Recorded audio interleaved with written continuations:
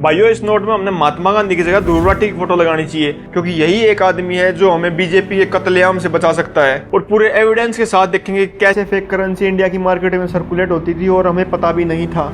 मेरे पास 3 500 के नोट थे जो मेरे को बाद में पता चला, जिसमें से 2 नकली हैं, क्योंकि ऊपर वाले नोट के अंदर जब व्हाइट ट्रांसपेरेंट होता है वहाँ 500 लिखा है और नीचे नहीं लिखा। दूसरा फर्क है कि ऊपर वाले नोट के अंदर 500 लिखा हुआ है साइड में और नीचे वाले में फूल छपा है उसकी जगह। और तीसरा फर्क है कि असली नोट के अंदर एक ग्रीन और ब्लू कलर की पट्टी होती है और नकली नोट में वही पट्टी पतली सी हो जाती है और उसके अंदर कलर भी नहीं होता। अब ये 2 नकली नोट जो मेरे पास थे वो अलग अलग टाइम पीरियड में बने थे, क्योंकि पहले वाले में इनविजिबल RBI 5 के नीचे लिखा है और दूसरे वाले में RBI 5 के साइड में लिखा है। तो इससे साफ पता लगता है कि कंट्री के अंदर नकली नोट 2 डिफरेंट टाइम पीरियड के अंदर आए थे। जर्मन का कहना है कि 11,000 करोड़ में से सिर्फ 43 करोड़ रुपए वापस आए, जो कि मान लिया ठीक है RBI की रिपोर्ट से, लेकिन वो पैसा कौन काउंट करेगा जो लोगों ने बोरा भर भर कर फूक दिया या फिर नाले में बहा दिया। क्योंकि लोगों को ये पता था अगर गवर्नमेंट ने उन्हें पकड़ लिया तो उनको जेल होगी या फिर उनको लॉन्ग टर्म कॉन्सिक्वेंस भुगतने पड़ेंगे। इसीलिए उस टाइम पर RBI के पास टोटल फेक करेंसी जमा नहीं होने पाई। दूसरा जर्मन भाई का ये क्लेम है कि 99.3% डीमोनेटाइज करेंसी RBI के पास वापस आ गई थी। भाई उसका तो कोई जिक्र ही नहीं कर रहा, क्योंकि धुरंधर फिल्म में सिर्फ फेक करेंसी की बात की है, ना कि डीमोनेटाइज्ड करेंसी की बात की है। तीसरा ये है कि मिनिस्ट्री ऑफ एक्सटर्नल अफेयर जितने भी रो के ऑपरेशन होते हैं वो कभी भी पब्लिकली डिक्लेयर नहीं करती। ऐसे ही उसने कभी डिक्लेरेशन नहीं दी कि इंडिया की मार्केट में इतने नकली पैसे हैं। तो ये भी इनका फेक क्लेम है कि अधिकतर ऐसा ऐसा क्लेम कर रहे हैं। लेकिन सच तो ये है कि बिना इंडियन गवर्नमेंट की सपोर्ट के पैसे बनाने वाली डाई देश के बाहर नहीं जा सकती। अगर भाई आपको भी ये लग रहा है कि धुरंधर फिल्म से बीजेपी की प्रमोशन हुई है, तो आप भी जर्मन भाई और इन अन्य 9 लाख लोगों के साथ जुड़ जाए और बना दो एक हिंदुस्तान को एक नया पाकिस्तान।